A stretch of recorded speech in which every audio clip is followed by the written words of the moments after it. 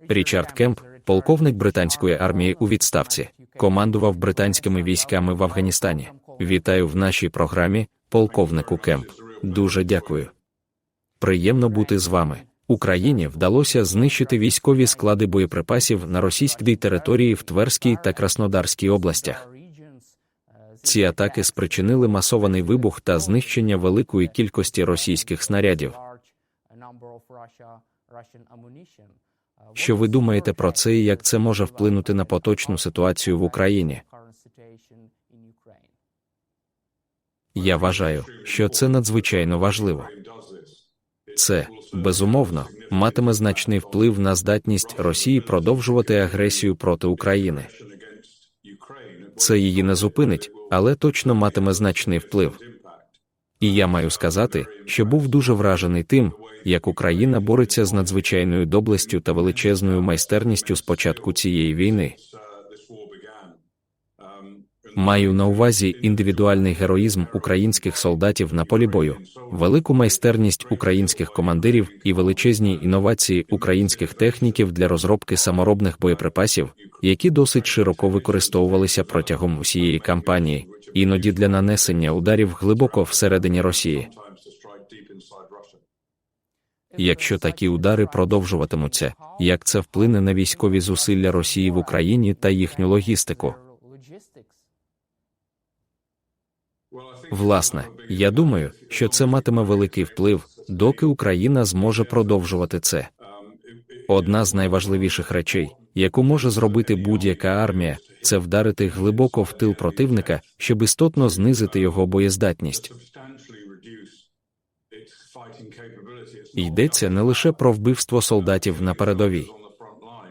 Це, очевидно, дуже важливо, але це також стосується ударів по їхній логістиці. Мова йде про боєприпаси, паливо чи інші поставки, які є життєво важливими для підтримки військових зусиль Росії. Також президент України Володимир Зеленський каже, що Україна зараз здатна виробляти 4 мільйони дронів на рік. Що це означатиме для російської сторони? І чи означатиме це, що Росія не матиме цього прихистку всередині Росії через таку кількість українських дронів?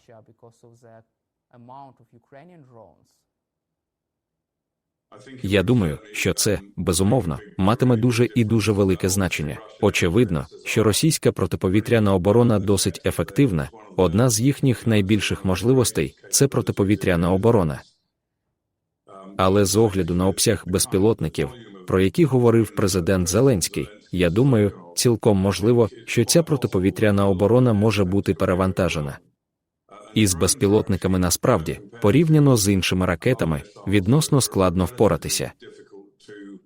Тому, на мій погляд, це дуже гарне рішення для України зосередити всі зусилля на безпілотниках. Ми бачили успіх атак безпілотників як з боку російських військ, так і з боку українських сил у цій війні.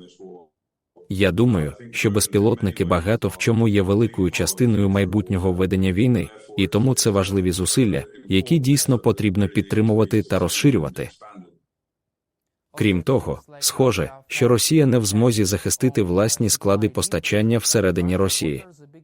Які найбільші виклики для російської армії з точки зору зенітних комплексів, з точки зору цієї роботи протиповітряна оборона щодо захисту Росії? Власне, я думаю, що одна з найважливіших речей у будь-якій війні сьогодні – це виведення з ладу цих систем переважно за допомогою радіоелектронної боротьби або навіть завдяки ударам по самих пускових установках. Але я думаю, що якщо ви подивитеся на багато районів Росії, вони погано захищені.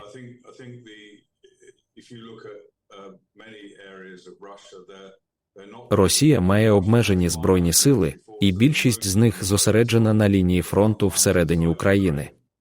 Таким чином, мета українських атак в глибині в Росії полягає в тому, щоб розтягнути ці ресурси протиповітряної оборони, дійсно, змусити Росію, можливо, відкинути деякі з них назад від лінії фронту, що робить її сили там більш вразливими, але захищає їхні дуже важливі тилові райони баз і логістику пунктів зльоту.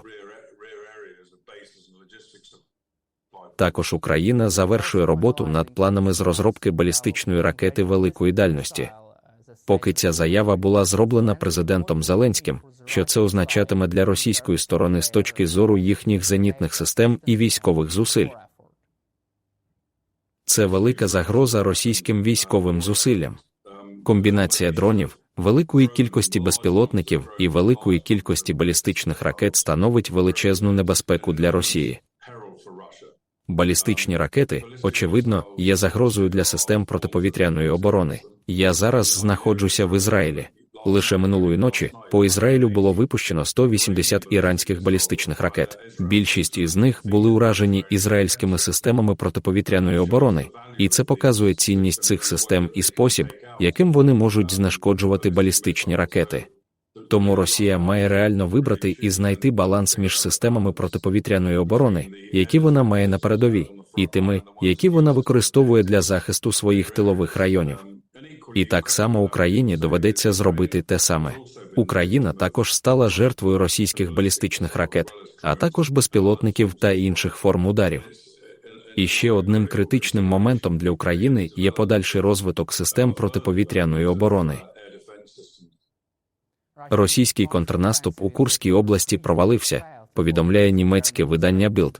Також російський диктатор Володимир Путін наказав своїм військам звільнити Курську область до 1 жовтня, проте російським військам це не вдалося. Як ви оцінюєте ситуацію в Курській області? Власне, я думаю, що наступ України в Курську був феноменальним успіхом. Це застало Росію зненацька, реальної оборони від такого роду операцій, яких Росія явно не очікувала, не було, а Україні вдалося захопити значну частину російської території та утримати її. Очевидно, що чим довше це триватиме, тим вигідніше це буде для України, тому що дає, крім усього іншого, значні розмінні монети в будь-яких потенційних переговорах з Росією щодо території. Подивимося, як це буде розвиватися. Але інша перевага наступу полягає в тому, що він потенційно відтягне сили від лінії фронту, щоб Росія могла з ним впоратися. Я думаю, що вже було невелике переміщення деяких військ з лінії фронту в Україні, щоб спробувати протистояти українському наступу в Курську, але їм поки що це не вдалося.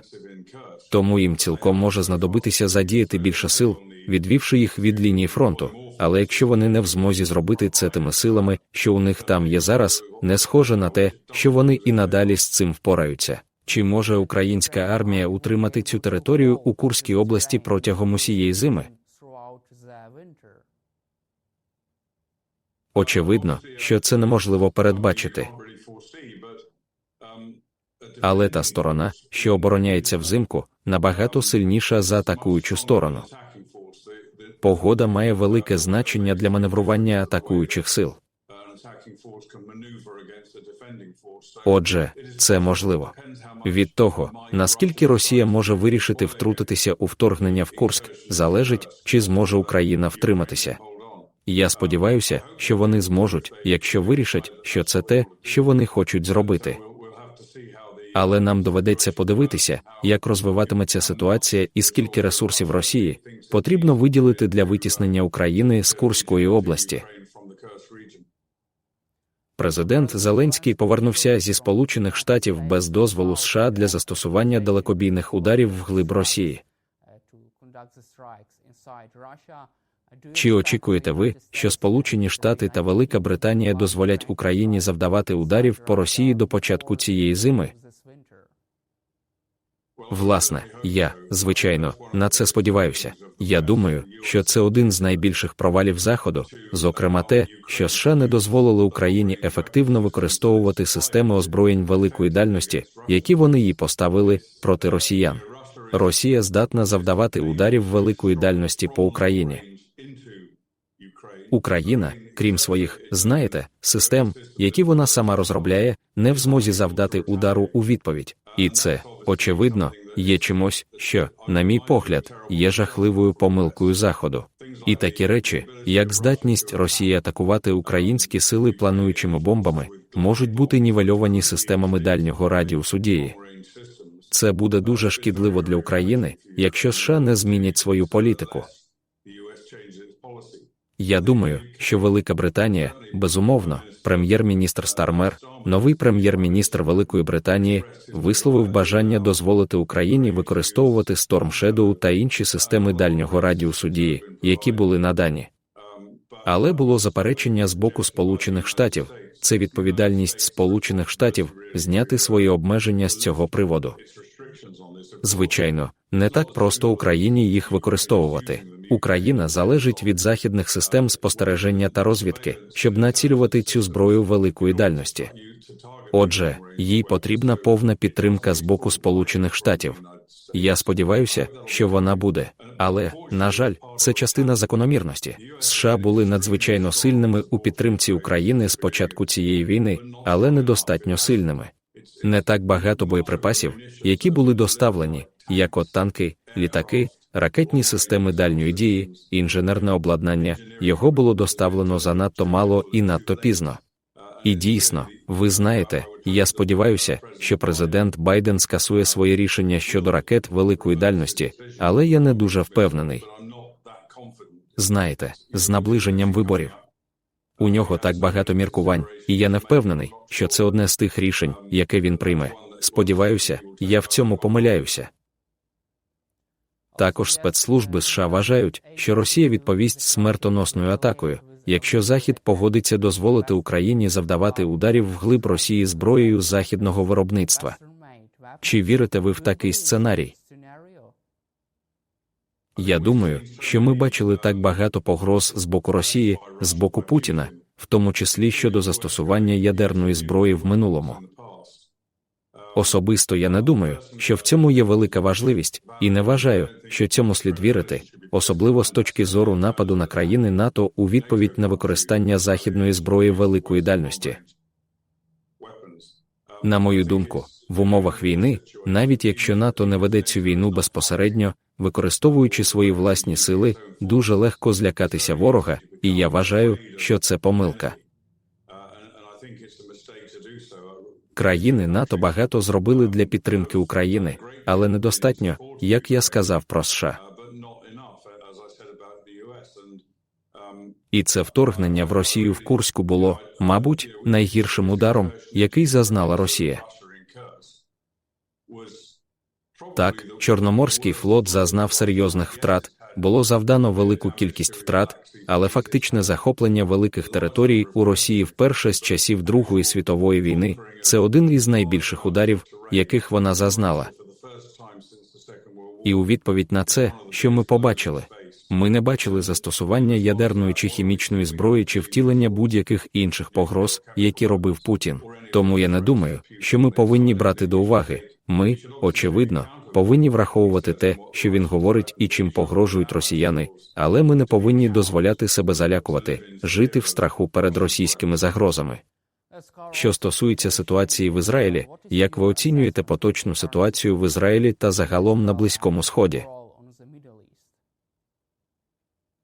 Власне, Ізраїль зіткнувся з війною на 7 різних фронтах, і зараз він веде інтенсивні бої в Газі, де Хамас значною мірою зазнав поразки. Не цілковитої, попереду ще багато роботи. І Ізраїль зараз починає, після майже року ракетних ударів Хезболли в Лівані по Ізраїлю, Ізраїль зараз веде там інтенсивні операції. Я думаю, що вони перекинули принаймні 2 дивізії на південь Лівану, що цілком може перерости в набагато масштабнішу операцію з відтіснення Хезболли на північ. Водночас Ізраїль зараз веде пряму боротьбу проти Ірану, з другою хвилею ракетних ударів з боку Ірану. Перша була у квітні, друга відбулася лише вчора ввечері. І на них треба відповідати. На них потрібно відповісти значною силою.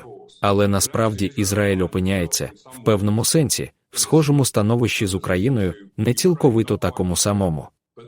Адже так само, як Сполучені Штати намагаються перешкодити Україні бути повністю ефективною, дозволяючи їй використовувати ракетні системи великої дальності, як ми обговорювали, Сполучені Штати також роблять усе можливе, щоб стримати Ізраїль. І я думаю, що відповіддю Ізраїлю на масовані атаки балістичними ракетами минулої ночі має бути нищівна атака на Іран, і я думаю, що США зроблять все можливе, щоб спробувати уникнути цього. Знову ж таки, я вважаю, що це помилка, і вона продиктована американською боязкістю і переконанням багатьох західних країн, а також країн Західної Європи, що все може бути врегульовано шляхом переговорів і розумних політичних дій. Цього не може бути в такій ситуації, коли є такий фанатичний імперіаліст на кшталт Путіна, який атакує Україну, і такий фанатичний ісламський джихадист на кшталт Аєтоли Хомейні, який організував усі ці 7 фронтів проти Ізраїлю. З ними не можна домовитися. Їх не можна вмовляти. Ви не можете впоратися з ними шляхом переговорів, ви повинні боротися з ними за допомогою військової сили. Якщо цього не зробити, у випадку з Ізраїлем, це може трохи відтермінувати проблему, але не вирішить її. Це лише відтягує проблему, яка з'явиться знову. І у випадку з Україною те саме. Якщо Захід не дозволить Україні мати достатні можливості для перемоги над Росією, то знову ж таки, ми можемо побачити переговори, ми можемо побачити якусь мирну угоду, але вона буде лише тимчасовою, це не буде постійним рішенням. Ці ситуації, коли ви маєте справу з такими людьми, як Путін і Хомейні, потрібно вирішувати за допомогою військової сили на полі бою. Чи очікуєте ви, що Ізраїль завдасть удару у відповідь і знищить іранську ядерну програму? Я, звичайно, очікую значної відплати від Ізраїлю, і я впевнений, що це вже заплановано і готово до виконання. Чи включає це іранську ядерну програму, я не знаю. Я думаю, що вона, ймовірно, повинна включати іранську ядерну програму. Ізраїль вже завдав великої шкоди цій програмі таємними операціями, диверсіями, вбивствами ключових вчених і високопоставлених людей, які беруть участь у цій програмі, і ядерна програма загрожує світу, а не тільки Ізраїлю. Вона загрожує Близькому Сходу і загрожує світу, і її потрібно зупинити. Ізраїль може завдати великої шкоди Ірану, як вразити його військові цілі, так і вдарити по нафтових об'єктах, які є основним джерелом доходу для Ірану, що дозволяє йому продовжувати свою агресію, фінансувати своїх маріонеток по всьому регіону та продовжувати цю війну.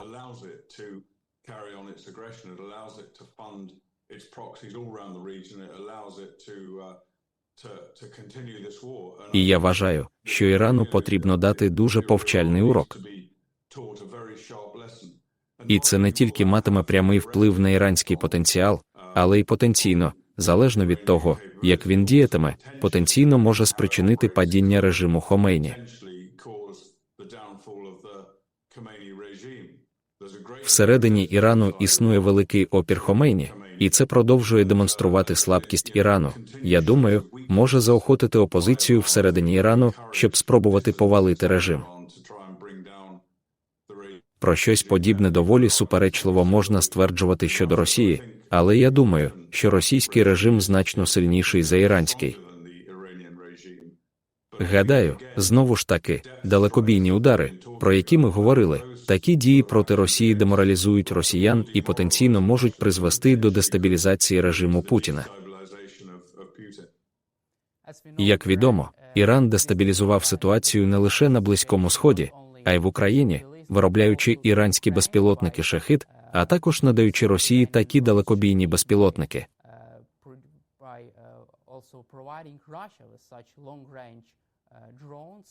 Іран також дестабілізував ситуацію, підтримав агресивну війну Росії проти України. Які шанси у Ізраїлю спробувати прискорити усунення, зміну режиму в Ірані в довгостроковій і короткостроковій перспективі?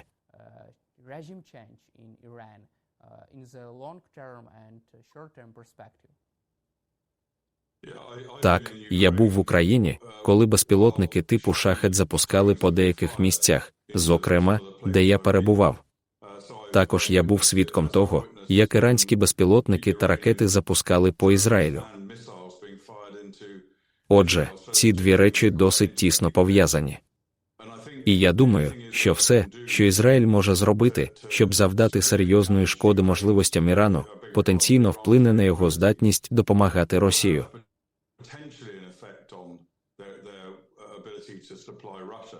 Але також це може, як я вже згадував, призвести до потенційної зміни режиму всередині Ірану. І, очевидно, ми не знаємо, як це буде розвиватися і яким буде розвиток подій. Але це, безумовно, потенційно може серйозно вплинути на здатність Ірану постачати дрони до Росії. Звичайно, це вийшло за рамки прямих поставок безпілотників з Ірану до Росії, і тепер Росія має власні потужності для будівництва іранських дронів усередині Росії. Так що ефект може бути обмеженим, але він неодмінно буде значним. Чи вважаєте ви, що Україна має таку ж долю, як і Ізраїль, щодо тривалої війни на виснаження проти своїх ворогів?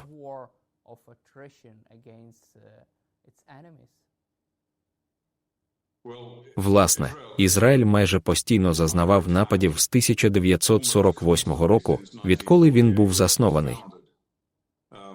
Були періоди відносного затища, але в цілому Ізраїль весь цей час зазнавав нападів з боку арабських країн, тероризму, з Ірану. Україна, звичайно, сама є об'єктом довготривалих російських атак з моменту першого вторгнення в Крим. Я сподіваюся, що Україна не зіткнеться з таким же довгостроковим конфліктом, як Ізраїль, і шлях до уникнення цього, на мою думку, це сила Заходу.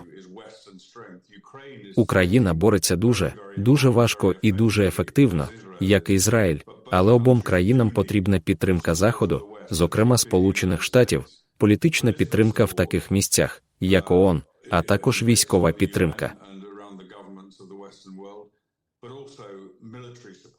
І це може включати постачання боєприпасів, це може включати постачання розвідувальних даних, це може включати забезпечення бойових сил на місцях. Занадто багато людей насправді не розуміють, що ці війни, війна в Україні та війна в Ізраїлі, вони обидві пов'язані, вони обидві схожі. Ворогом Росії, очевидно, є Україна, ворогом Ірану, очевидно, є Ізраїль, але ворогом обох цих країн також є Сполучені Штати, і якщо Сполучені Штати не стануть рішуче на захист своїх союзників, як в Україні, так і в Ізраїлі, то це не тільки призведе до справді непотрібного, тривалого конфлікту, але це також заохочує інших людей у всьому світі, інших деспотів у всьому світі, і я маю на увазі особливо Китай. Президент Сі Цзіньпін, який також є рішучим прихильником як Росії, так і Ірану, дуже уважно стежить за тим, що відбувається, і, оскільки він бачить слабкість Заходу, він, очевидно, зробить все можливе, щоб використати це. Тому, хоча я не стверджую, що ми ось побачимо, як Китай буде втягнутий у будь-який із двох конфліктів, ми повинні бути надзвичайно обережними, щоб демонстрація відсутності рішучості на Заході обом нашим союзникам не заохотила та не спровокувала президента Сі на подальшу агресію, особливо очевидно, проти Тайваню. І останнє моє запитання до вас буде саме про Китай. Новітній китайський атомний ударний підводний човен затонув навесні, повідомили американські чиновники виданню Wall Street Journal. Китайський уряд намагався приховати цей інцидент, але йому це не вдалося. Що це означає? Думаю, це певною мірою показує вразливість Китаю, а в самій Росії, звичайно, кілька років тому затонув підводний човен Курськ, і обидві ці країни начебто зображують себе і виставляють себе дуже сильними, але такі випадки також показують ступінь їхньої слабкості.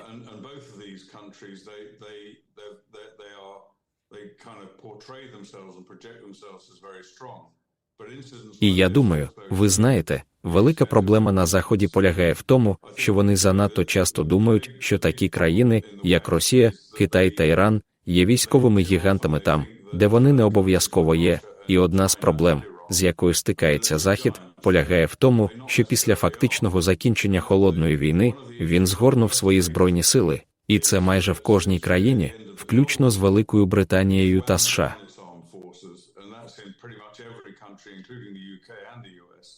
Вони до певної міри згорнули свої власні сили, особливо в Європі, де, на мою думку, вони вже не здатні захищати себе. І справа не тільки в тому, щоб вкласти гроші в нарощування своїх сил до необхідного рівня і відповідно до загрози, з якою сьогодні стикається світ. Але це також питання політичної волі. І ми бачили це під час війни в Україні.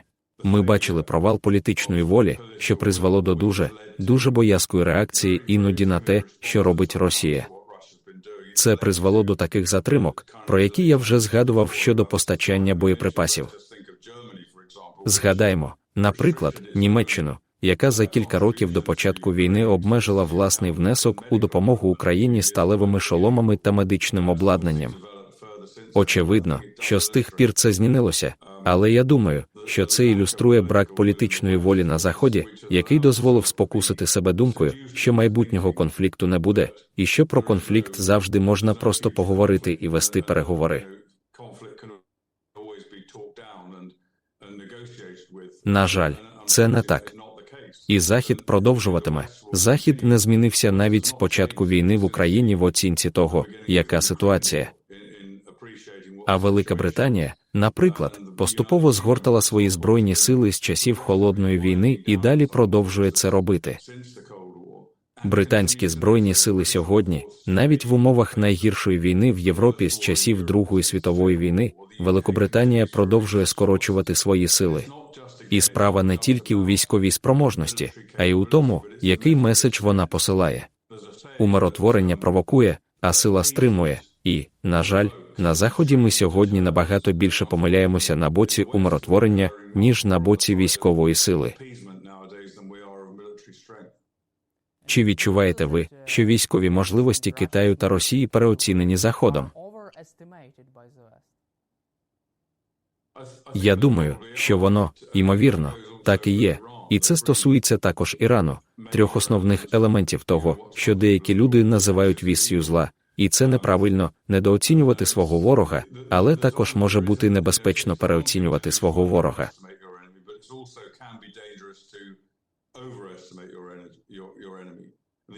США залишаються найпотужнішою військовою силою у світі, але вони не можуть впоратися з усім самотужки.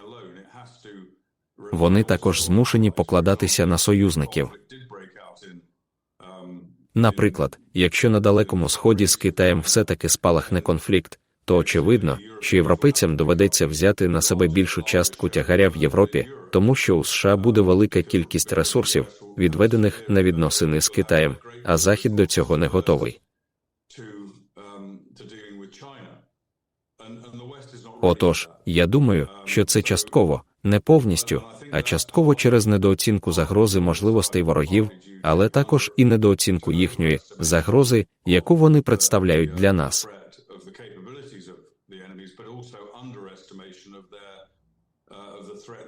Отже, це поєднання переоцінки та недооцінки, яке призвело і призведе, якщо його не вирішити, до паралічу на Заході, що може бути лише надзвичайно шкідливим для майбутнього Заходу.